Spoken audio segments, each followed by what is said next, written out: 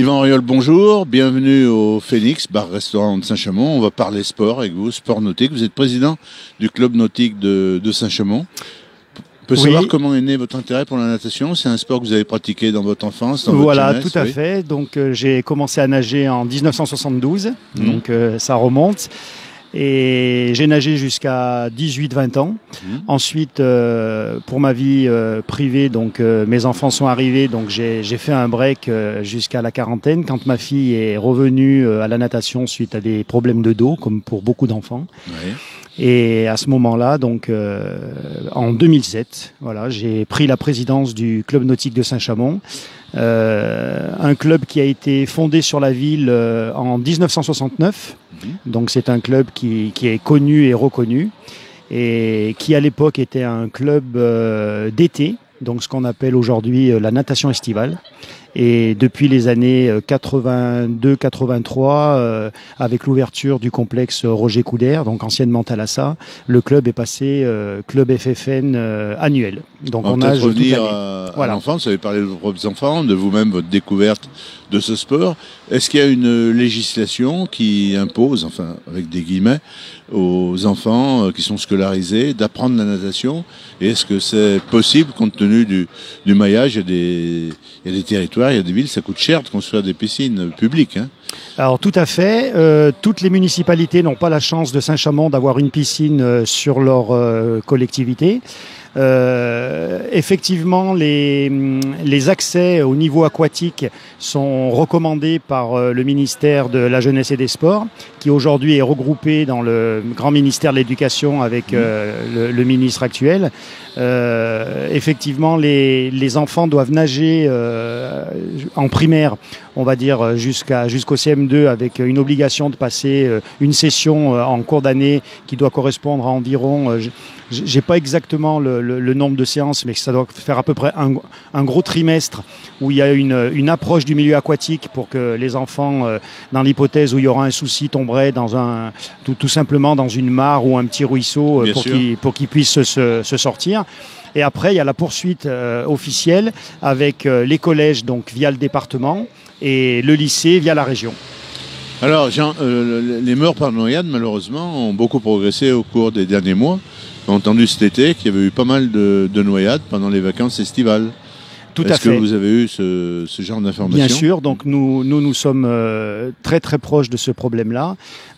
C'est pour ça que nous incitons énormément les familles dans l'approche de la natation. Donc des groupes que nous appelons découvertes, où les enfants qui nous sont confiés en début de saison, donc courant septembre jusqu'à fin juin de l'année d'après, sont dans la logique capables de se sortir d'une chute dans un milieu aquatique. Donc ça, c'est très très important. Depuis 2 ans, suite à la pandémie qui malheureusement a conduit à la fermeture de nombreuses piscines et de nombreux accès, voilà, il y a eu beaucoup de noyades l'été dernier, donc en plage, en lac, et bien sûr, sans oublier les piscines privées. Très dangereuses. Oui. Est-ce que vous accueillez de futures mères? On dit que c'est important aussi la préparation à la natalité, d'être dans une piscine. Alors, l'accès aux futures mamans, donc ça, c'est une structure qui existe sur Saint-Chamond que nous n'avons pas, nous, au sein du club. Oui. Donc, mais effectivement, la FFN, par le biais donc, de la Fédération nationale de natation, a une option bébé nageur. Mais nous, sur le club nautique, nous ne l'avons pas. C'est un club à part entière sur Saint-Chamond qui intervient le dimanche matin. Mais effectivement, les jeunes mamans enceintes et après l'accouchement avec les bébés qui sont arrivés, le milieu aquatique est très intéressant et c'est une bonne prise de contact. Sans rentrer dans les statistiques, vos adhérents, c'est plutôt des enfants, des ados, des adultes, voire des seniors aussi? Alors, nous avons toutes les catégories au niveau des adhérents, mais à savoir qu'à peu près, je pense que ça doit être de l'ordre de 80, voire 90% du club, ce sont des mineurs. Donc dans toutes les catégories différentes, que ce soit aussi bien en natation sportive qu'en natation loisir. Et nous avons deux structures de majeurs en adultes, pareil, avec compétition et sans compétition, donc plus une partie triathlon.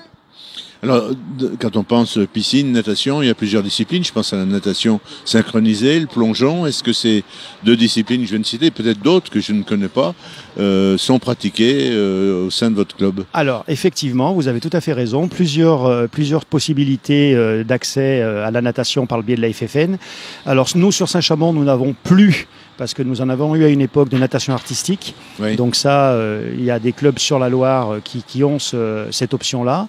Et au niveau du plongeon, nous n'avons pas de plongeon pour la simple et bonne raison que pour avoir une structure plongeon, il faut avoir un équipement spécial avec une planche d'accès à 1 mètre, une planche d'accès à 3 mètres et un tremplin à 5 mètres minimum, puisque des 10 mètres, il y en reste, mais il n'y en a pas dans toutes les piscines.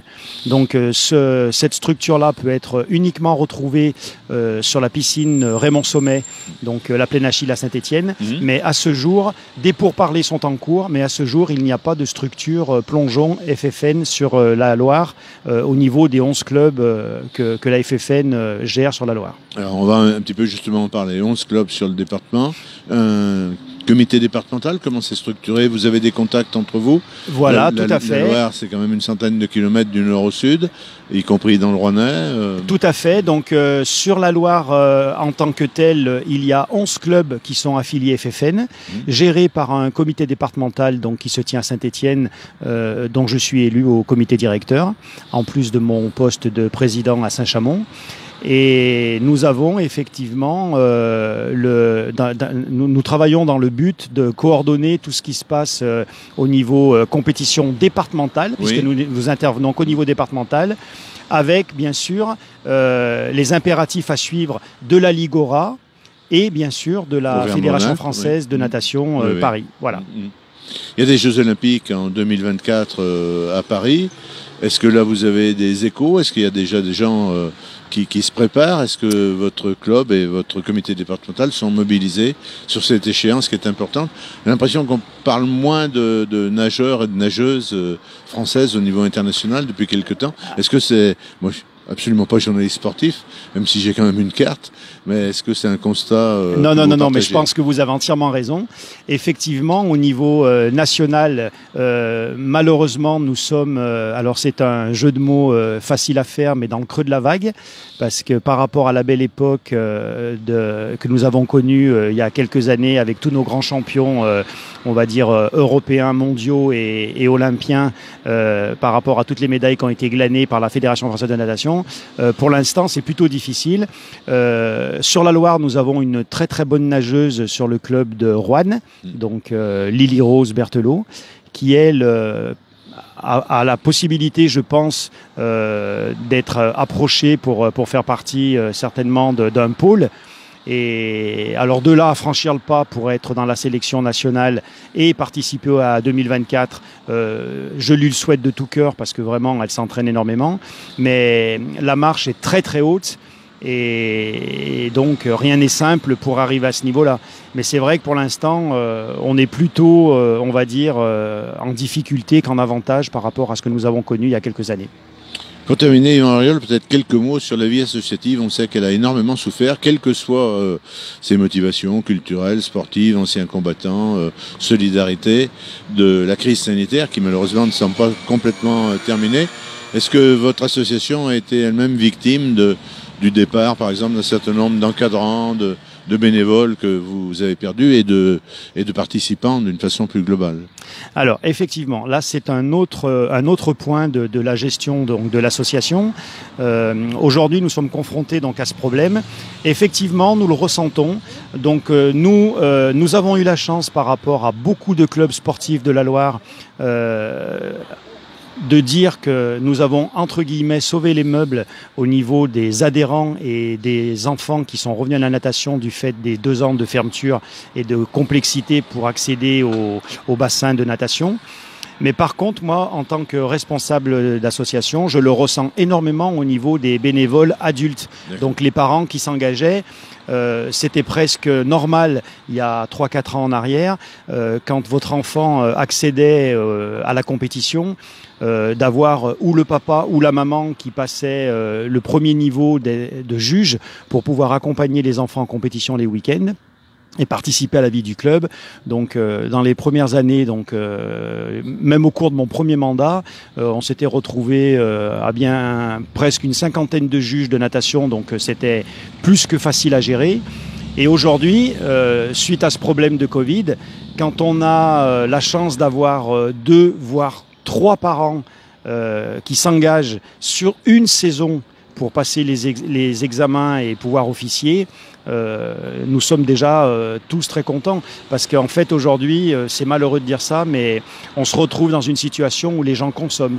Donc ils viennent, ils payent leur adhésion, et nous, en tant que professionnels, par le biais de nos éducateurs, on doit leur rendre ce pourquoi ils ont payé. C'est plus du tout la même approche de l'associatif que j'ai connu même en 2007 quand je suis arrivé à la présidence du club. On ne sait jamais, il y a certains de nos auditeurs, téléspectateurs qui peuvent être intéressés. Est-ce qu'il y a un réseau social, un site internet que vous pouvez donner de votre association ou de son comité départemental ou de la Fédération française de natation pour conclure? Alors, au niveau de l'accès, donc au niveau du comité départemental, oui, en tapant tout simplement comité départemental de natation de la Loire, mais c'est pas là-dessus que vous pouvez trouver le maximum d'informations. Par contre, au niveau du club nautique de Saint-Chamond, là c'est très simple. On tape club nautique de Saint-Chamond. Et là, vous tombez sur la page automatique du club. Nous avons un point sur Facebook aussi qui suit donc les différentes sorties du club. Une partie donc sur le triathlon, une partie sur la natation sportive. Et ces accès-là sont faciles à obtenir et il n'y a aucun problème. On essaye d'être. Et vous mettrez en ligne cette émission de 42 TV. J'espère qu'il n'y aura aucun problème pour pouvoir la retransmettre sur les ondes. Merci beaucoup Yvon Auriol d'avoir accepté cet entretien sur 42 TV au Phoenix Bar Restaurant de Saint-Chamond. Merci beaucoup.